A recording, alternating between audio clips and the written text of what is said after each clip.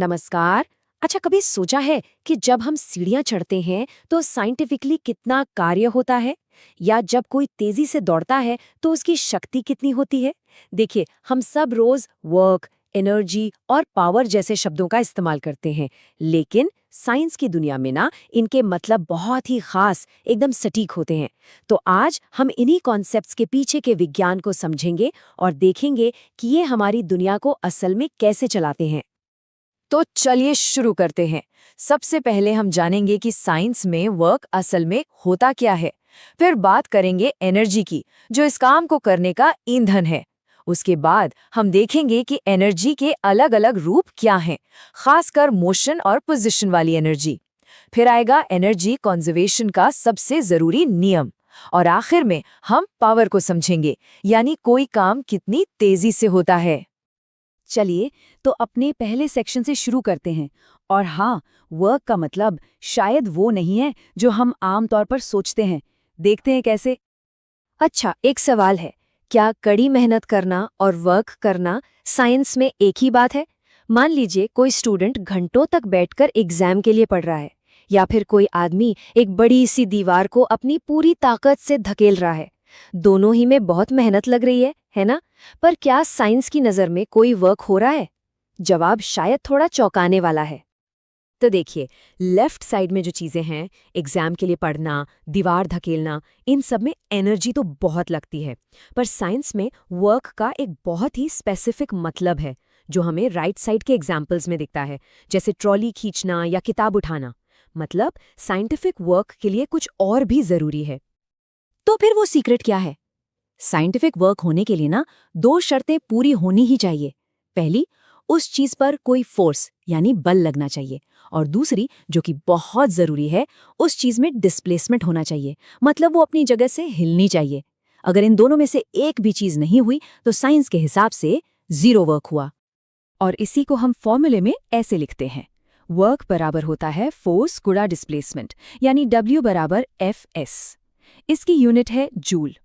इसे ऐसे समझते हैं, मान लीजिए आपने 1 न्यूटन के फोर्स से एक शॉपिंग कार्ट को 1 मीटर तक धकेला, तो आपने 1 जूल का काम किया। लेकिन अगर आपने पूरी ताकत लगाई और कार्ट हिली नहीं, तो डिस्प्लेसमेंट 0 हुआ, और इसका मतलब आपका किया गया वर्क भी 0 है। ठीक है, तो वर्क के लिए फोर्स और डिस्प्लेसमेंट चाहिए, पर ये सब करने के लिए जो फ्यूल, जो ईंधन चाहिए, वो कहाँ से आता है? बस यहीं पर एंट्री होती है हमारे अगले कॉन्सेप्ट की, एनर्जी। तो एनर्जी क्या है? सीधी सी भाषा में कहें तो ये काम करने की क्षमता है, the capacity to do work.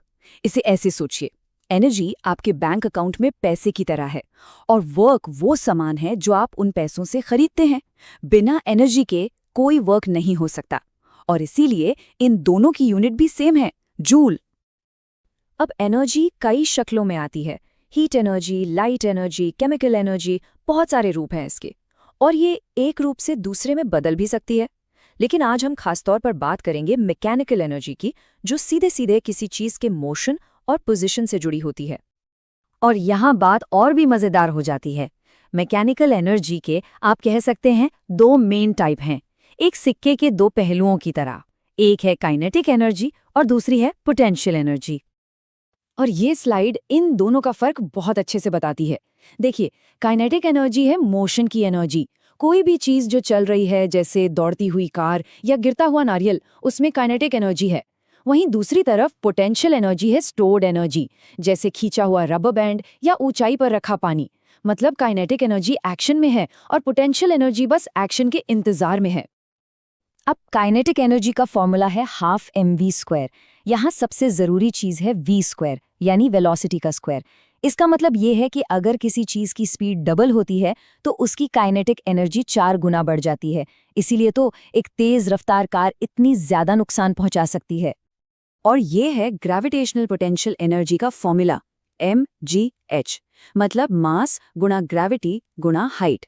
आसान भाषा में, किसी चीज को आप जमीन से जितना ज्यादा ऊपर ले जाएंगे, उसमें उतनी ही ज्यादा पोटेंशियल एनर्जी स्टोर हो जाएगी।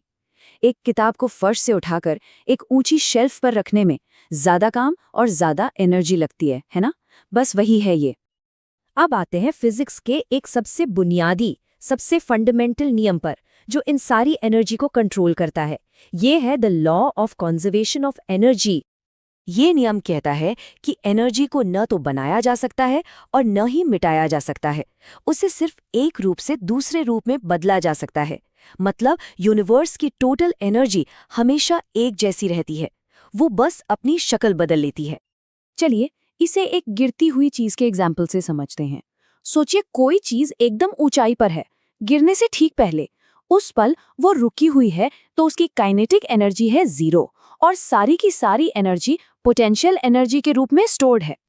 अब जैसे ही वो गिरना शुरू करती है, उसकी हाइट कम होती है, मतलब पोटेंशियल एनर्जी कम होती है, और उसकी स्पीड बढ़ती है, मतलब काइनेटिक एनर्जी बढ़ रही है। तो जब वो ठीक आधे रास्ते में होती है, तो उसकी आधी एनर्जी पोटेंशियल होती है और आधी काइनेटिक। और जमीन से टकराने से ठीक एक पल पहले उसकी हाइट लगभग 0 हो जाती है, तो उसकी पोटेंशियल एनर्जी भी 0 हो जाती है और सारी की सारी एनर्जी बदल चुकी होती है काइनेटिक एनर्जी में। पर सबसे ज़रूरी बात यह है कि इस पूरे सफ़र में किसी भी पॉइंट पर टोटल एनर्जी हमेशा सेम रहती है।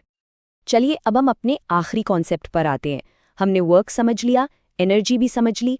अब सवाल ये है कि कोई काम कितनी तेजी से किया जाता है, और यहीं पर बात आती है पावर की। पावर का मतलब है रेट ऑफ डूइंग वर्क, यानी काम करने की दर। इसका फॉर्मूला है P=W/T, मतलब पावर बराबर है वर्क डिवाइडेड बाय टाइम, और इसकी यूनिट है वॉट। जब हम कहते हैं ना कि ये बल्ब 60 वॉट का है, तो उसका मतलब है कि वो हर सेकंड 60 जूल्स एनर्जी इस्तेमाल कर रहा है। ये एग्जाम्पल पावर को एकदम क्लियर कर देता है। देखिए, 2 लड़कियां हैं ए और बी, दोनों एक ही रस्सी पर चढ़ती हैं, तो दोनों ने वर्क तो बराबर किया 3200 जूल्स, लेकिन लड़की ए ने ये काम सिर्फ 20 सेकंड में कर दिया, जबकि लड़की बी को लगे 50 सेकंड। क्योंकि लड़की ए ने वही काम कम समय में किया, इसलिए उसकी पावर ज्यादा है 160 वॉट, जबकि लड़की बी की पावर सिर्फ 64 वॉट है। और जाते जाते एक आखिरी सवाल, अगर एनर्जी कभी नष्ट नहीं होती, तो फिर हमसे हमेशा ये क्यों कहा जाता है कि एनर्जी बचाओ, बिजली बचाओ? जरा सोचिए, जब हम कार में पेट्रोल जलाते हैं तो एनर्जी खत्म नहीं होती, वो बस धुएं और गर्मी में बदल जाती है। पर क्या उस गर्मी और धुएं से हम दोबारा कार चला सकते हैं? नहीं। तो ये सवाल टोटल एनर्जी और काम में आने वाली एनर्जी का है। इस पर सोचिएगा जरूर।